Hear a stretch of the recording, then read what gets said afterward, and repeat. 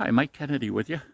I've been watching more. I really enjoy watching uh, videos about indigenous people and culture, or what's left of indigenous people and cultures. If you talk about the cultures, indigenous people, First Nation people in Canada, or the populations in Alaska, uh, they've really incorporated a lot of of modern ways into their culture. So they're not living back like they were, but usually it's when within the memory of the people there, or stories that maybe a great grandparent or something lived uh, an actual purer lifestyle that they would have lived before uh, culture, the modern culture encroached on them. And yeah, some of them were, the indigenous cultures were destroyed on purpose. I mean, you hate to admit that, but that's what happened. But if we go over to Russia and Siberia and the northern parts of some of these other countries in Europe and Asia, we find more indigenous people that are tending to still live uh, sort of as their ancestors did, but it'd be more common now to find uh, they might have a snowmobile where they always use reindeer. I've been watching lately a lot of films about nomads and reindeers and how they work with them, and uh, use them for pack animals, to draw sleighs for food, for shelter. But this channel called Nomad Culture, no, Nomad Dwellings, uh, had this last one I watched was a 34-minute video. They went into the elaborate thing of them, which happens every 4 to 5 days. They they disassemble their home, which is kind of a we would look at it and say, well, that's an enormous teepee, but that isn't what they'd call it, of course. But because that's a name we get from Native Americans, but so their structure is shaped like that, but it's really quite a bit more enormous, and it's taller, and it's better insulated. And so every 3 or 4 days, they have to break camp. They have to pack it all up, put it on the sled, and then the reindeer pull it, and they go to their next location.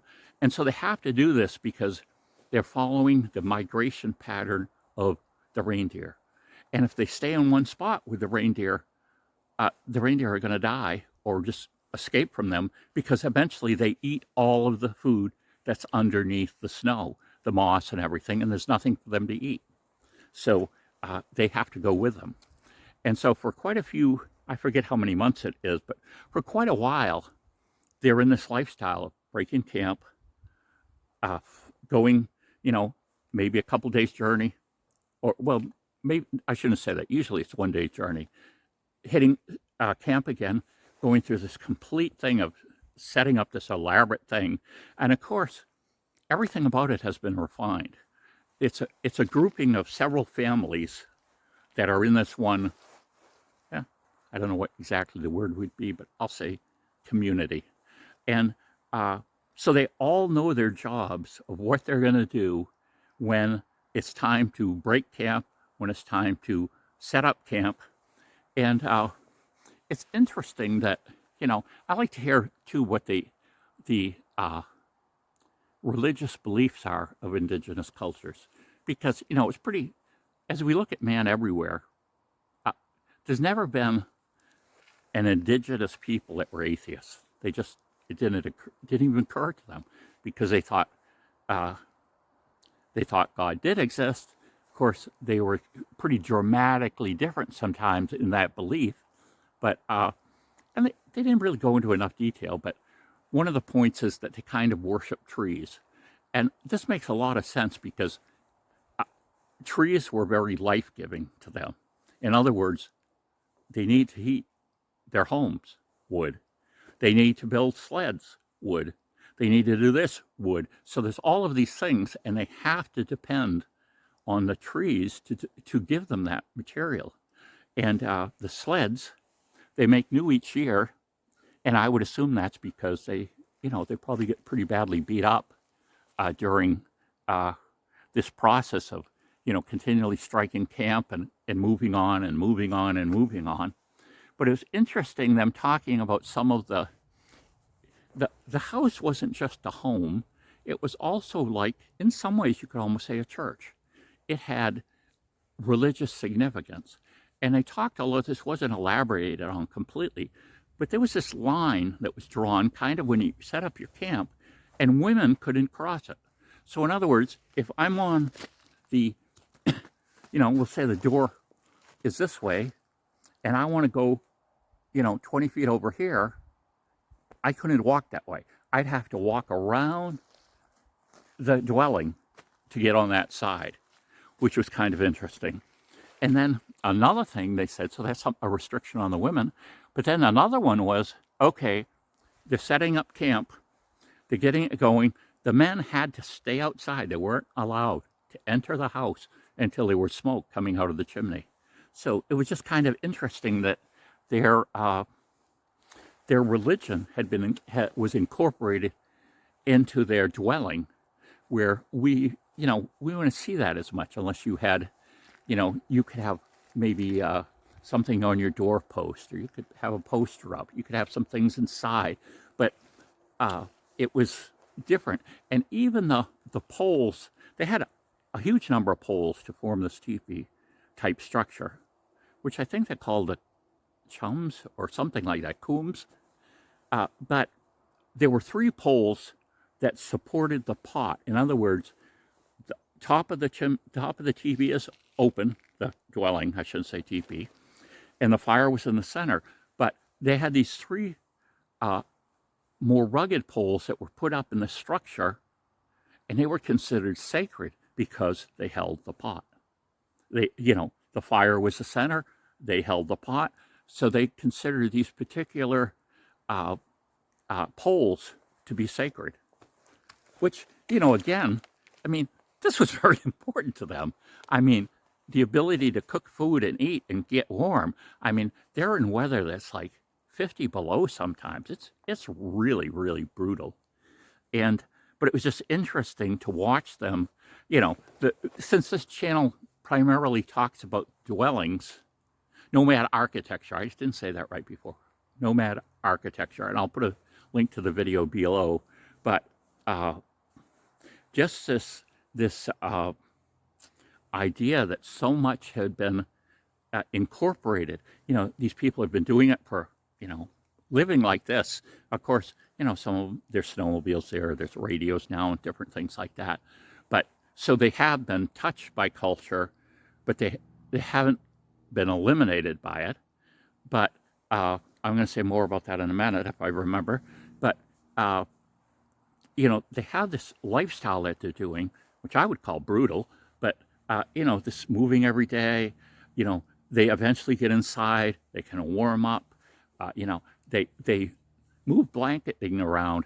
And when I say blanketing, sometimes that's hides. That's what they really have, is animal hides. And I'm sure at one time it was all animal hides, but now, some of them have access to purchasing some things, and you'll see different articles once in a while that were purchased from modern society, and but they would even move these blanketing or things around to make warmer sleep areas. And they were basically saying all the rest of the time you basically got one large room, this huge teepee, and there were 2 families living in it.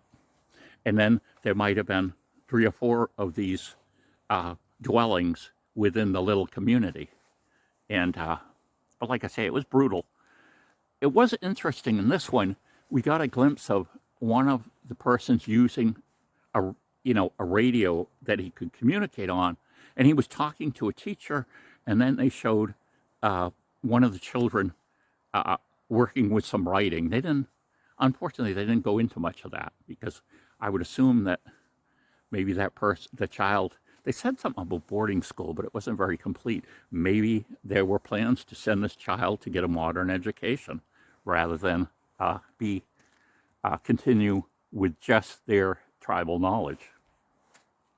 But I guess that's kind of the point that I see here, is that and this even goes with something I read by Cherokee Indians. So this is something they said, not what white people said or settlers said. But when you have the society clash, if there isn't a, if let's pretend there's no violence at this point, and everybody's mutually friendly and everything, well, it becomes pretty apparent that someone has life an awful lot easier. You know, with these indigenous people, you know, they see people with snowmobiles. They see people with a lot of free time. They see people with, you know, phones, cameras, all kinds of different things. And the parents know how hard life has been. And it's like in some videos, I watched a series from England where this woman, all I can remember her name was Kate, her first name, but she kind of gained the woman's confidence in some of these groups and would talk to them. And it became apparent that these indigenous people wanted their children to have a choice. In other words, if they want to stay within their culture and do like they did, that's fine. That's okay.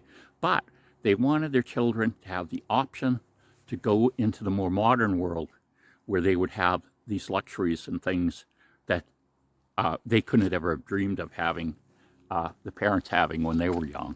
So you have this basically, you know, breaking down cultures because people want better lives. Parents always want generally better lives for their children.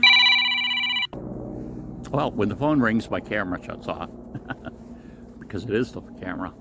So, but just this idea that parents want something better for their children if they can have it. Or a lot of times it's they just want to give the children a choice. Do they want to go off into, you know, to live in the city where there's jobs, you work for money, and then the money purchases things? Or do they want to continue in this more subsistent type lifestyle? That is very hard. And there's another show which was called The Most Dangerous Ways. One of the series was The Most Dangerous Ways to School. And it profiled these kids having to go through, you know, they're going to school, and some of the places the things they had to do to get to school were horrendous. Like, you know, riding a horse in 50 below weather, walking through intense jungles and different things. And some of the things that the children went through were really something to just get to school. Traveling on these really shoddy paths up mountains where, you know, rocks can slip and people can fall and die, or crossing over. One of them had this makeshift bridge, which was kind of like a pulley system, and people would get in the basket, and then it would get inside the basket. You could, you know, work it over to the other side. But honestly, it looked like it was ready to fall into the river at any time. And the river was far enough down, so it would not have been nice if it happened.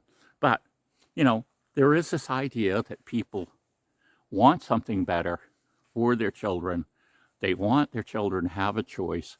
And really the only way to do that is for children to get a modern education and then be ready to make a decision. Because if they're 18 and they make that decision, well, it's going to be a little hard because they're probably not going to know the language well of where they're going. They're not going to have the simple things that we would know how to do, you know, working, you know, computers and cell phones and, you know, doing a bunch of things. They would have all kinds of other valuable skills, but they would all be pertinent to that lifestyle that they were living.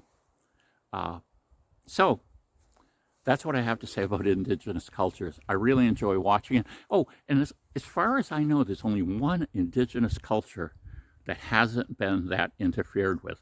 And there's this island where the people on the island attack and kill anyone that comes there. So finally, the government that the island is kind of attached to kind of made it an off-limit zone. You can't fly over it anymore. You can't go there on a boat anymore. And they've just decided to leave the people alone. But there are some films you can see of them, kind of buzzing over the island, and they're out there with their spears, throwing them up at the plane and stuff. And so I guess that's one culture that hasn't been affected, but I don't know if there really are any more.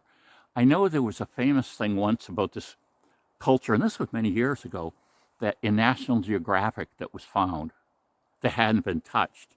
And it later came out that it was a scam. Now, I don't think the photographers and the researchers knew it, but actually these people were living in surrounding towns and everything, and then they went into this area, dumped most of their clothing and different things like this, and basically pretended to have never been, had contact with the outside world, and really they had very much contact with the outside world, and it was kind of a complete scam by the people.